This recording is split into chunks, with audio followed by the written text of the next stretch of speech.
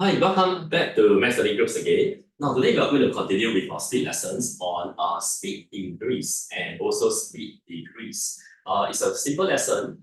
So this is the only time when you add the speed together. All right, so let's look at this question. And Kenny drove at a speed of 70 km per hour for the first 2 hours of his journey. So you can see that this is the clue to tell you that there's a first part. First part, that your journey has the first part. He then increased his average speed by 15 km per hour and drove for another 3 hours. So that tells you a second part. See, so your journey is a two-part journey until he reached his destination. So what is the average speed for the whole journey? So when you read the question, you have to add out, right? Add out how Kenny move, which is very simple. From left to right, there's a two-part journey. So when Kenny is moving, there's a starting point from the left, and he will move to the right, and that's the first part. And then there's an arrowhead to show you where he is, right, where after he arrived, where he is. And then he continued to travel for the remaining journey. So that's the second part. So this is called a two-part journey. And Kenny is the person who is moving. And every part of the journey, there is a speed, distance, and time. And second part, there's also a speed, distance, and time. And then you also have the third family. So the third family is like the boss family, oversee, right? The third family will oversee the entire line. All right, so you have three families here. So after you have drawn the model and you have put in the families, so what do? You plug the numbers and you put inside the families. So 70 km per hour is over here, the first part of the journey. And the first 2 hours is the first part of the journey. And then he increased the speed by 15 kilometers per hour. Now, this is the only time, the only situation where you can add speed, right? So when you add speed, that is when you are increasing your speed. When you increase your speed, then you add your speed. So 70 plus another 15. So that will give you 85 km per hour, right? So that is the only time, all right? Only situation when you add speed, when you are increasing. So if you are decreasing your speed, then you minus, right? You just have to subtract if you are decreasing. All right, and then he drove for another 3 hours. So this is the time taken for the second part until he reached his destination. So what's the average speed for the entire journey?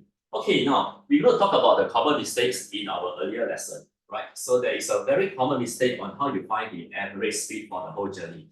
So the common mistake is students will take the speed for the first part and the second part and add together. And then they get 155 km per hour. Now, this is totally not correct. Because why? Because we just mentioned that you can only add speed when you increase your speed. So if you are finding the entire speed, the average speed for the whole journey, you can't do this way. You will still have to look at the formula. It's all about, right? It's all about the triangle. So if you want to find any speed, you have to take distance divided by time if you want to find any speed. So the triangle never tell you to add the speed to find speed. So you only add speed when you increase your speed. So therefore, right, we can't do this way. All right, this is wrong. So how do you find the average speed for the whole journey? You will need to know the total distance. You will need to know the total time. And then after that, total distance divided by total time. That's how you get the speed. Okay, so let's find the total time, which is 5 hours. And then what's the distance? What's the total distance? To find the total distance, you will need to find the distance for the first part. So the distance will be equal to 70 km per hour multiplied by 2 hours. And you will need to check to see that the units are the same, and then you can multiply. So the distance for the first part is 140 km. And then what's the distance for the second part? You do the same thing. So your distance is equal to speed, okay? And you have to write down the units so that you can check, right? Speed multiplied by time. And check the units. So every time when I talk about checking the units, what do you mean? It means that you look at the units and you see whether you have the same units, hour. And if you have the same units, then you can multiply. And you will get 255 km, which is the distance for the second part. And then now you can find the total distance. So what's the total distance you take 140 and you plus 255 to get the total distance, which is 395 km. That's the total distance. And then now you can find the speed for the entire journey. So speed is equal to distance, which is 395 km divided by time. And how to do that? So you divide by 395 divided by 5, and you will get 79 km per hour.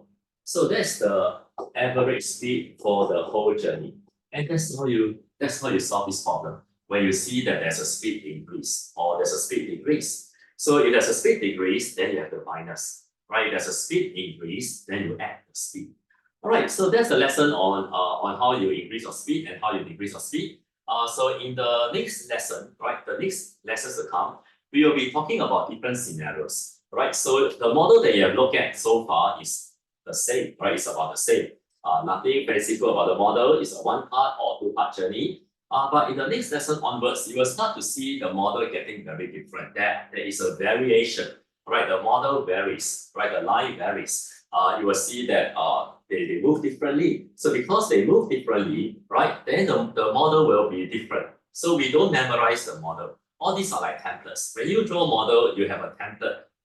You use a template that you have learned, and then from the template you build your model.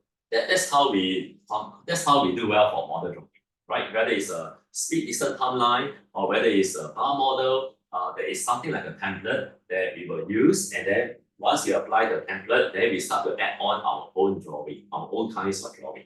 All right, so stay tuned to the next few lessons, which is going to be very interesting because we'll be talking about different scenarios, right? How different people, how they move, and how do we draw, how they move. All right, so see you in our next lesson video.